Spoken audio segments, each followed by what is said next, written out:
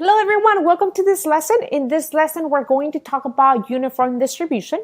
By the end of this lesson, you should be able to sketch the graph of a uniform distribution, and you should be able to calculate probabilities using a uniform distribution. Previously, we talked about calculating probabilities of discrete random variables.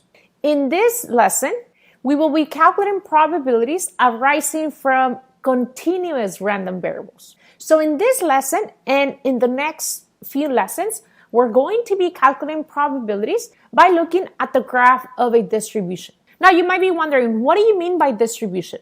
Well, if we collect all the probabilities of all possible values of a random variable, we call this collection a probability distribution. Allow me to make a note here. How are we creating this distribution? Think about creating a histogram. That's more of a hint to help you anticipate what a distribution is going to be. This is going to be us placing all the possible outcomes of a random variable on the x-axis and placing probabilities, you can also think of those as a relative frequency, on the y-axis. We're going to look at this histogram and we're going to look at the shape of the histogram. Now, if you create a histogram and you see that all possible outcomes of the random variable have the same probability, the probability is always the same for all outcomes, then you're going to see that the shape of the histogram is a uniform shape. Thus, we're going to have a uniform distribution.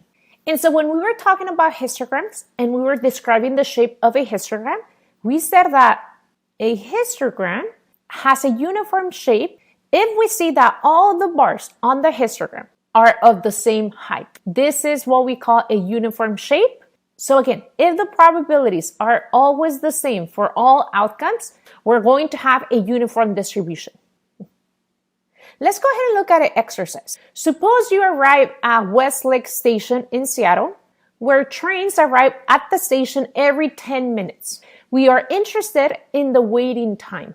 Here, think about the waiting time. The waiting time can be anything between 0 and 10 minutes because trains arrive at the station every 10 minutes. Here we're thinking, if someone comes into the station, what is going to be their waiting time? We're already thinking anything between 0 and 10. So what is the random variable here? Let's use x to denote the random variable. We're going to say that x is the waiting time for the train at Westlake Station in Seattle. So that is a random variable.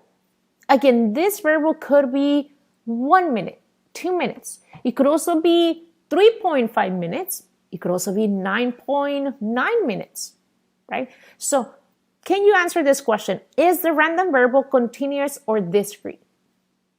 The random variable is continuous because the waiting time can take any value between the interval going from 0 to 10 minutes. Okay? Now, let me use interval notation. I'm going to open a bracket and then I'm going to write 0, comma 10, and then I'm going to close the bracket. Here, I'm saying that the random variable x, the waiting time, can take any value between 0 and 10.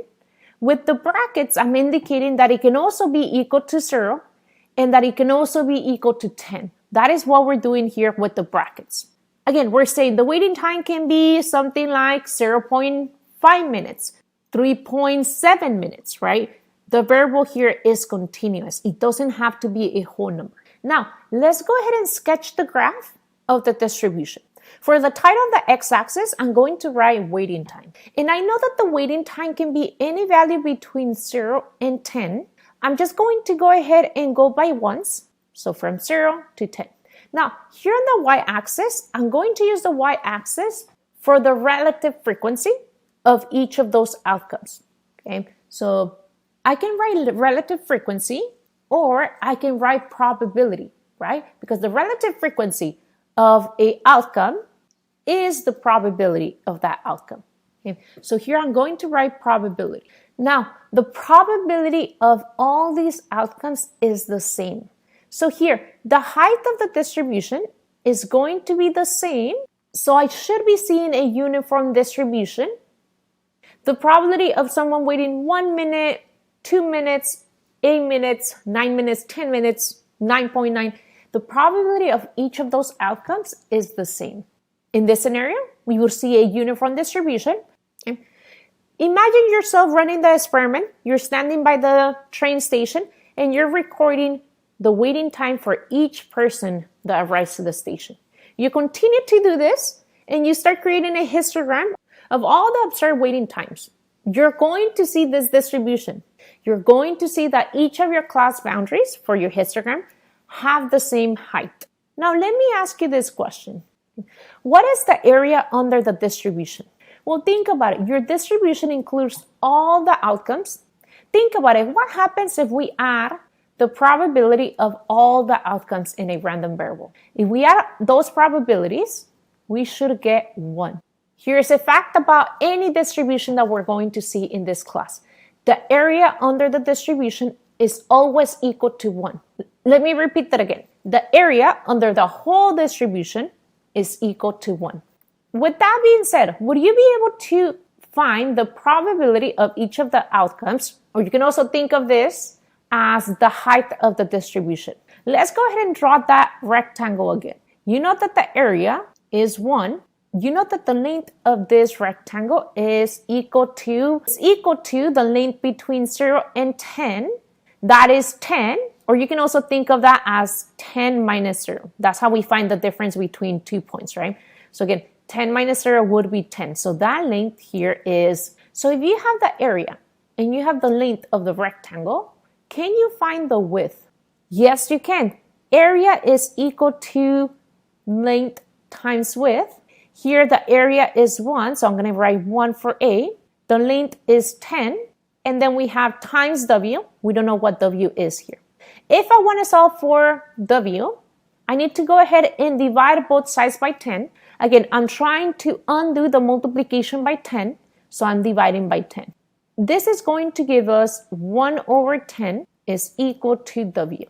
So that is the width of the rectangle. That is the height of this distribution. The probability of any of those outcomes is 1 over 10. That is 0.10. In general, if you have a uniform distribution and the distribution starts at A and ends at B, then the height of your distribution is simply going to be 1 divided by B minus A. That is what we're seeing with the example here below. Notice your A value is 0, your B value is 10, and the probability is 1 divided by B minus A, which is 10 minus 0. That is 1 over 10.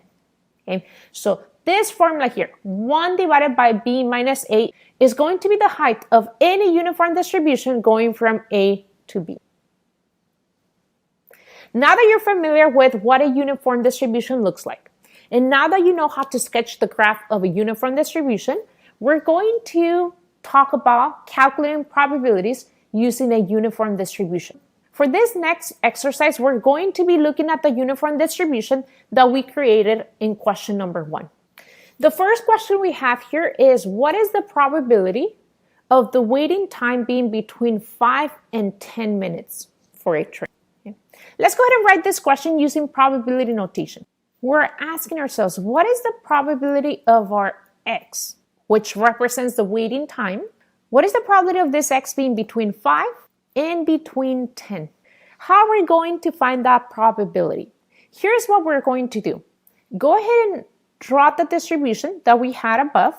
In my case, I'm simply copying and pasting a picture of the distribution that I have above. But you can go ahead and draw it on your notes. Here's our distribution. Again, on the x-axis, we have the waiting time. We know that the probability of any of the outcomes is 1 over 10. That is 0.10%. We want to know what is the probability of the waiting time being between 5 and 10. Let me go ahead and highlight those outcomes. We're saying anything between 5 and 10. How are we going to find that probability? Well, with distributions, we can simply think about finding the area under the curve going from 5 to 10. Now, think about it. If you had a histogram and you wanted to compute probabilities from that histogram, you would count the height of the columns that you have between 5 and 10. That is the same thing as looking at the area under the curve between 5 and 10. How are we going to find this area? Think about it. We're looking at this rectangle. The height of this rectangle is 1 over 10. What is the width here? Well, the width is the length between 5 and 10. If we want to find that width, we can simply go ahead and take 10 minus 5. Okay? And that is how we're going to be computing the probability here. We're going to say the probability is going to be 10 minus 5, which is just 5, but I'm writing it here so that we know that we're taking the width times the height, which is 1 over 10. Here, let's go ahead and simplify. We have 10 minus 5, which is 5, times 1 over 10, which is just 0.10. If you go ahead and multiply 5 times 0.10, we get 0.5. That means that the probability of the waiting time being between 5 and 10 is 0.5. You can also write this as a percentage by multiplying by 100. The probability here is 50%. Again, notice what we're doing here. We're computing probabilities by simply looking at the area under the curve. Now, what about the probability of waiting between 4 and 6 minutes for a train? Well, let's go ahead and write this using probability notation. We're going to write the probability of x being between 4 and 6. Let's go ahead and visualize this probability. Again, you're going to need the distribution curve for this. Let's go ahead and highlight the area that we're looking at. We're looking at the area between 4 and 6 minutes. To find this probability, we need to find the area under the curve between 4 and 6 minutes. The height is going to be 1 over 10. Now, the width, well, we need to find the length going from 4 to 6. You can find this length by simply taking the difference between those values. So 6 minus 4, which is 2, right? So I'm going to go a little bit faster here. The probability of x being between 4 and 6 is the area of the rectangle that we highlighted under the curve. The area of that rectangle is the width, which is 2, 6 minus 4 is 2, times the height, which is 1 over 10, that is 0.10. If we multiply these values, we get 0.2, which is equivalent to 20%. The probability of someone waiting between 4 and 6 minutes for the train is 20%. Let's go ahead and do a few more exercises together. Now, what is the probability of waiting less than 8 minutes for a train? Let's write the question using probability notation. Let's write P of x being less than 8. Okay. Now, you could also write x being between 0 and 8, right? Because x cannot be a negative value. It has to be, between 0 and 10. So if you want x to be less than 8, that is between 0 and 8. Again, you can write it both ways because we can all see the scenario that we have here. Let's go ahead and visualize this probability. We're looking at the area between 0 and 8. The height of this rectangle is 1 over 10. That is 0.10. Now, what is the width? Well, the width is just going to be 8, right? The length between 0 and 8. But let me go ahead and emphasize that here we're simply saying take the difference between those two values. 8 minus 0, which is 8. The probability is the area of that rectangle. So here we have 8 times 0.10. We don't need parentheses. I know that I used parentheses here above. I didn't need those parentheses. So let me go ahead and delete those. We don't need those parentheses. I talked about not overusing parentheses in this class. So it's really important for me not to be using parentheses when they're not needed. 8 times 0.10 is 0.8. We can write this as a percent, which is 80%. Okay? So the probability of someone waiting less than 8 minutes is 80%. Now, what is the probability of waiting between 0 and 10 minutes? That is, what is P of x greater than 0 less than 10? You can go ahead and visualize it. I hope that you have the answer. What is the probability of the area between 0 and 10? Here, the width is 1 over 10. The length is 10 minus 0, which is 10. You can go ahead and multiply 10 times 1 over 10. Or you can simply say, look, when you're looking at the area under the whole curve, the area under the whole curve is 1, which is 100%. Okay? So again, the area under the whole curve, under the whole distribution, is always going to be 1. Now, I have one more question here. that I want to make sure that we do. What if I ask you, what is the probability of waiting 8 minutes for the train? That is, what is P of X equal to 8 minutes? With this idea of being able to calculate probabilities by looking at the area under the curve, it would not make sense to look at the area of this line here at 8 minutes. So in this case, we're going to say that this probability is equal to 0. I mean, we could say, I don't know. I can calculate probabilities by looking at the area under the curve. So you need to give me a range. You need to tell me, look at the area between 0 and 10, or look at the area between 0 and 8, or between 4 and 6, right? We need a range. When we were talking about looking at the frequency or the relative frequency on a histogram, we said we were not able to look at the frequency or relative frequency for a specific outcome. This is the same case with distributions. We cannot look at the probability of X being exactly equal to a value. Because we can answer this question, we're going to simply say this probability is equal to 0. So here are some remarks that I want to make. The probability that a continuous random variable is exactly equal to a value is always going to be 0. That is what we saw in the exercise here above. The probability of X being equal to 8 is simply 0.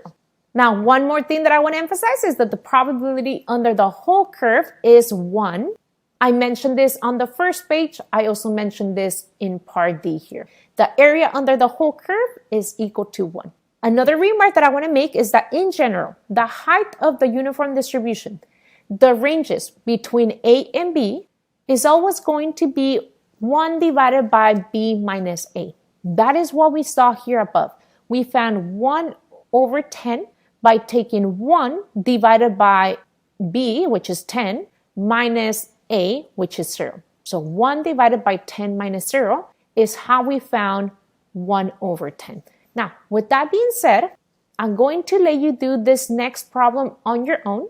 Here you're going to suppose that the train comes to the Westlake station every 32 minutes. So here, the range of the curve is going to be any value between 0 and 32. What is going to be your height? You're going to need to determine that. Below this video, I'm going to be asking you to answer the questions here below, A, B, C, and D. I'm also going to make sure to give you a picture of the distribution to make sure that you do have the right sketch. That way you're able to use the sketch of the uniform distribution to answer the probability questions.